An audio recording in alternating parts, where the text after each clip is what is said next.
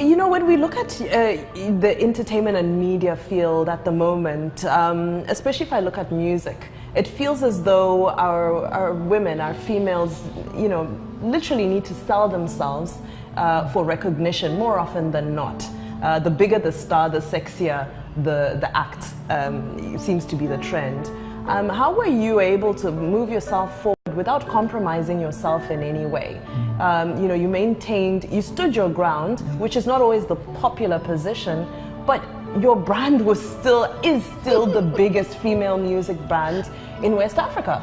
I think the intrigue, or not really knowing what is this woman about. I mean, who the hell does she think she is? Let me go. Onyeko, is that the Onyeko woman we're talking about? I think that was what drew people. But it was difficult during our time, and I give credit to people like Christia Senimokwe, because she was in the ring before I came in. The Dorai Fudos, they were they were in there fighting it out, and with Dora, you began to see educated women coming into the field and holding their own and not apologizing. You know, it was difficult because some men thought that because you go up on stage and you entertain, therefore you must be a loose woman. And I remember going to do a show somewhere, and the chap that had hired me, very well-known person, I'm sure if he's listening to this, he'll remember, just came behind me and went like this. Don't spend all your energy rehearsing. When I turned, and God help you, as I turned, he saw and he backed off, and he did apologize. But again, it's that ability to say no. You know, there's a red line here and you can't cross it. You've paid for me to entertain your guests at an event. I'm going to give you the best. But that's where it ends. Doesn't make me your girlfriend. Exactly. He had required that I dress up with the local women and come dance. I said, for what? I said, you pay me for that? Okay, let me tell you what I'll charge for that. But just come in. If you can pay that, you know, then I'll come and do. But that was what we had to face. And those of us that refused to buckle, we were tagged difficult, we were tagged aggressive, all manner of tags. But you are the one to define yourself, really. And if you remain consistent with it, at some point, that respect comes and that appreciation comes. The young women who are in the field today, along with the rest of us, because I haven't left, some of them picked up on what we had done and are following that trend. And I must say that I'm very proud of them. The artistry that Asha brings to her work, my goodness. She's outstanding. I mean, she's outstanding. There's so many of them. I don't want to name one. I'm going to stop there because if I name one and don't name the other, you know, I'm their mother. But there are some who feel that they have to sell their body as a sex symbol. That's their decision. I don't condemn them. That's the path they want to go. Okay, but there are many, enough of them, really understand what this game is about. And you know, now that you've said that, I love the fact that you mentioned that, you know, people would tag a woman who, I experienced this, a lot of my colleagues experience it. The moment a woman knows what she wants, what her limits are, and sets it out, immediately she's a diva. Absolutely. Now, how did you handle the discouragement that comes with that? Because, you know, there are some places you walk in and there's whispers and, oh, we heard you'd be a nightmare, or we heard you'd be... I have that for many years. What's your mechanism of, you know, what was your mechanism of standing up against it and, you know, not compromising, not budging? Remain focused. Be the professional that you should be. If I take on a show, I'm going to get there the day before if it's out of town. I'm going to be traveling on the day of the show because I don't want stories. And I'm going to go out, even if it's one person in the crowd, I will give a show as if the place is filled up with millions of people. So once you are professional, you do your rehearsals, you get ready, you give your best, you put your all into what you do. Over time, people will begin to see you for who you are, a true professional, a person of integrity. And whatever image they have formed because of the stories that they heard, it all goes away. It's tough going, it's not easy because I had to battle the press. I had all kinds of stories written about me.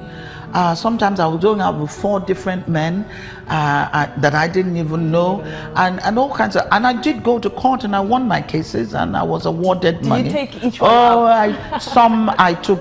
Some you ignore, but there were some that even my mother said, "If you're not going to court, I am." And I went to court and I won. So once I began to make money, and I said, "Look, the pirates are giving me a hard time out there. So maybe the way I will make money this It's from your court cases. So please write some more. Hello, bring it on. I'm ready for you." We're here in conversation with Onyeka Onwenu. You don't want to miss a beat on this, but we'll be back shortly, so don't move. But you know, I think the other thing about our modern times, you know, taking it back a little bit to, you know, our sexuality as women, we've come a long way. You know, it was unheard of, actually in my mother's time, it was unheard of for her to wear a miniskirt in front of certain people or to go to certain places in a miniskirt. And now it's commonplace. You know, where are we drawing the line between kind of tradition and culture and modernity with showing skin? Because a lot of even, you know, my little niece will wear a crop top and little shorts, and to her there's nothing sexual about it. It's just an outfit. Absolutely. You know, where do you feel that we should be drawing the line for women, especially when you look at you know, when we're looking at rape cases and the fact that women are being shamed and women are being accused for being victims of rape because, oh, she was wearing a short skirt. Yeah, I know, so it's your fault. Exactly. What are your thoughts on that movement, and what can we sow into it from your experience to try and start healing that? I think every generation has to find its middle road, because we all had that I wore mini. Oh, you had your moment. No, I had. If you saw the pictures. You're a real pop star, yes. No, I wasn't a star then. I was just a young lady, and the minis were in vogue. And we would go to my mother's box, took out some of her very nice lace and had it made, you know, we're preparing for a major party, and we would wear the minis. But then you knew where to draw the line. So that's what, there has to be a middle road. Please do indulge and show a bit of skin, but there should be some modesty that is tied to it. You know, I see some pictures these days of what women showing the whole shebang. I mean, there's nothing left to the imagination. You're not attractive that way. You're lewd and it's horrible. But hide a little, and that's the knowing that there is something there, and okay, if I take the time to get to know her, but not just here you are. Find a middle road. I'm not going to be such what's the word that I'm going to be a prude about no, it. I'm not. No, I'm not. But always find a middle road. What is it that my children would see today that I had worn during my time and not be ashamed? Yeah, that's true. Very good of point. me, and that's always very important. Now, while we're still talking about the arts of the entertainment industry, I want to touch on the Me Too movement. And it's incredible that, you know, it takes one or two, a couple of voices to speak up, and then everybody realizes that in one form or another, they experienced it. Now, you've already spoken about how you were vocal, you stood your ground, but it's still a disease, especially in entertainment and media, shall I say, maybe because it's less structured. It's not just entertainment. It's everywhere. It's everywhere. In fact, I didn't have to face it in entertainment because I came in a very outspoken, educated woman. And yes, I did face it. But then I was able to deal with it. In politics, particularly. In Nigeria, it goes on, but I don't think we will ever get to a situation where we can begin to talk about it. Really? Why do you feel that? Because is it too prevalent, or the men who are guilty too powerful? Yes, all of the above. And what I say to women who are in politics is, don't make that mistake. You see, a man comes after you sexually for a good number of reasons. He could be attracted to you. Yes.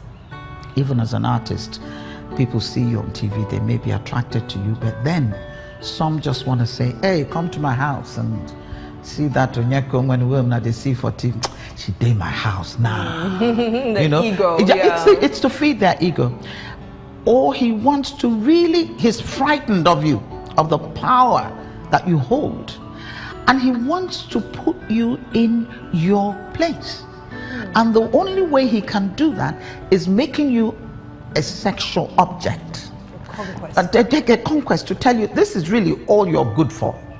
Yeah, we will allow you to parade the corridors of power, but we bring you close because what you're good for is for me to take you into the bedroom and do this and do that.